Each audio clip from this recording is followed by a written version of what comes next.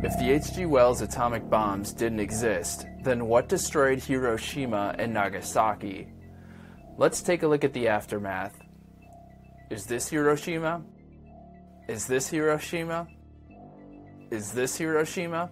What's the difference again between an H.G. Wells atomic bomb and a traditional firebombing again? When we say firebombed or carpet bombed, we mean the land was pelted with M47s and M69s. An M47 is a 100-pound oil gel bomb. Each B-29 bomber carried 182 of them. An M69 is a 6-pound gelled gasoline bomb, 1,520 per aircraft. Also, some B-29s carried high explosives to deter Japanese firefighters. It's easier to count the major cities the United States didn't bomb. 1. Kyoto. Why did the Zionist-controlled United States government spend $2 billion in 1942 money on these very expensive H.G. Wells atomic bombs if carpet bombing worked just fine? Why, to scare the world population and rule us by fear, of course.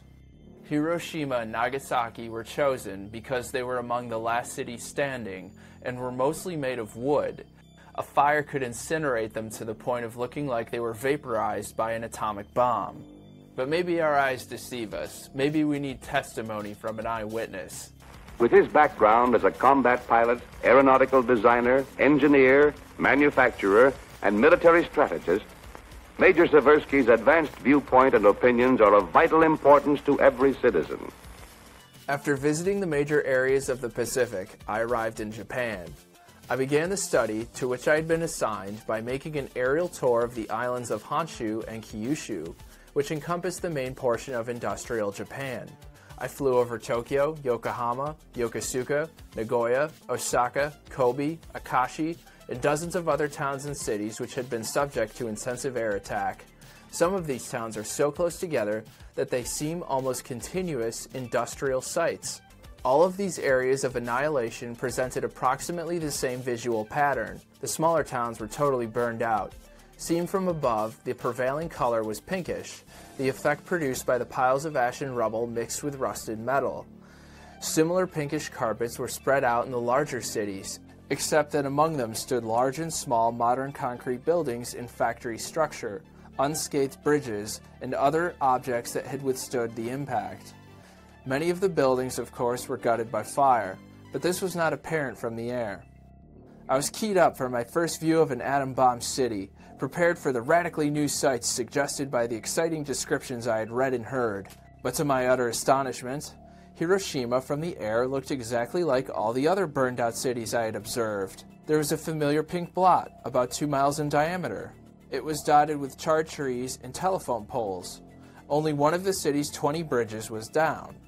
Hiroshima's cluster of modern buildings in the downtown section stood upright. It was obvious that the blast could not have been so powerful as we had been led to believe. It was an extensive blast rather than intensive. I had heard of buildings instantly consumed by unprecedented heat. Yet here I saw the buildings structurally intact, and what is more, topped by undamaged flagpoles, lightning rods, painted railings, air raid precaution signs, and other comparatively fragile objects.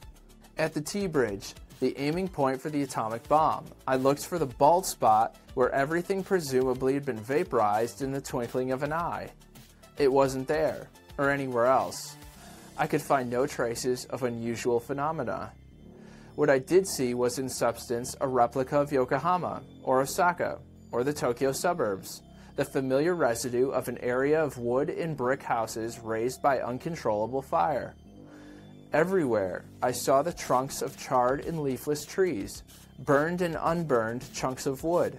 The fire had been intense enough to bend and twist steel girders, and to melt glass until it ran like lava, just as in other Japanese cities. The concrete buildings nearest to the center of explosion, some only a few blocks from the heart of the atom blast, showed no structural damage. Even cornices, canopies, and delicate exterior decorations were intact. Window glass was shattered, of course, but single-panel frames held firm. Only window frames of 2 or more panels were bent and buckled. The blast impact, therefore, could not have been unusual. If D. Seversky's observations hold merit, that would make 69 Japanese cities carpet-bombed.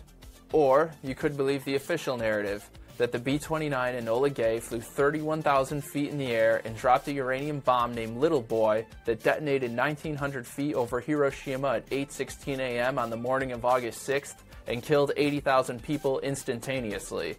Also, you'd believe that the B-29 boxcar flew at an elevation of 30,000 feet with the plutonium bomb Fat Man, which detonated 1,650 feet over Nagasaki at 11:02 a.m. on the morning of August 9th between the Mitsubishi Steel and Arms Works in the south and the Mitsubishi Urakami Ordnance Works in the north, and supposedly killed 40,000 people. General Crawford Sams believed the hype, but not entirely. Sams was a medical doctor, one of 6 men who ran Japan under Douglas MacArthur from 1945 to 1952. He believed the atomic bomb existed, but indicated it was not very effective. He revealed in a 1979 interview that he was ordered to exaggerate its power. You see, it wasn't being like putting in the publicity where a bomb went off and a city disappeared. No such thing happened. That was the propaganda for deterrence. Is that the whole point of the doomsday machine is lost. If you keep it a secret, why didn't you tell the world, eh? Deterrence is the art of producing in the mind of the enemy the fear to attack.